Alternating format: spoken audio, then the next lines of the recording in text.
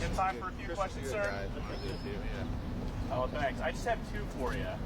Mind standing at the microphone, sir? Hillary Perkins, now that you're through and confirmed and fully booted up, do you think there's any chance she might rejoin you at FDA? I don't know. She chose to resign. Yeah, okay. But I understand she wants to work for the administration. Do you think you'd be interested in welcoming her back? Or? I'm open to any ideas. We're staffing up the agency with some amazing talent. As you know, we brought on board Vinay Prasad, who is a prodigy. This guy has a hematologist, oncologist from UCSF, has published 500 scientific peer review articles in his career, and he's 42 years old. These are the sort of minds and talent that we want at the FDA, and there's a lot of excitement. The culture is good. I want to switch gears. I understand the administration is being lobbied to do something about counterfeit Chinese vapes that are for sale at retailers across the country. They're targeting young people in particular. Do you have any announcements you could preview on that, or are you focused on this issue at all right now? I'm not aware of any lobbying, but what I am aware of is we have a crisis of young kids starting on vaping products, and these are products coming from China where we have no idea what's in them. They're coming into our ports, and when I came into office, what I learned is that we were just sending them back to the manufacturer, who would put them on a ship and they would go to the next U.S. port, something called port shopping.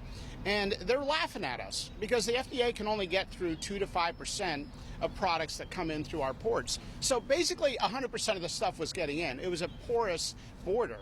So we're taking action to look at confiscating and destroying these products, including video games, electronic video games that are vaping devices. They have an inhalation port in the device. So they're designed to get children addicted so they can get addicted to the video game and the vaping product at the same time. This is a threat.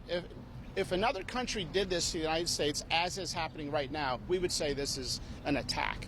RFK Jr. has announced a process to phase out some of these dyes in food. So where is this process right now, and when could that actually no longer be in our food system? Well, this is an amazing contribution of RFK to our healthcare system. People have been talking about this for 35 years.